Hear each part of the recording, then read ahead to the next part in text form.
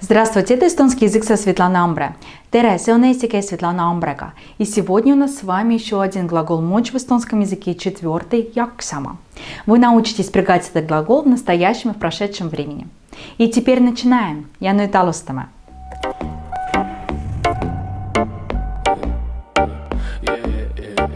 Глагол мочь, jaksama, обозначает в силах, суметь, смочь сделать, да, у меня есть силы или нет сил это делать. Ma jaksan в настоящем времени. И спрягаем теперь по всем лицам. Olevik. Я смогу. Ma jaksan. У меня есть силы, да, смогу это сделать. Sa jaksad. Ты сможешь. Ta jaksab. Он сможет. Me jaksame. Мы сможем. Te jaksate. Вы сможете. Nad jaksavad, они смогут. И отрицание во всех лицах будет одинаковое, просто убираем окончание глагола.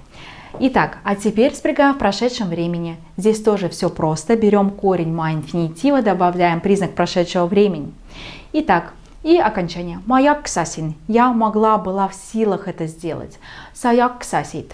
Ta jaksas, me jaksasime, te jaksasite, nad jaksasid. И отрицание во всех лицах будет одинаковое в прошедшем времени. И jaksanud. Берем корень до инфинитива, в данном случае он такой же, как и ма инфинитива, и добавляем окончание нот, окончание отрицательной формы прошедшего времени. И теперь спрягаем по всем лицам. Я не смогла, не была в силах это сделать. Устала. Да?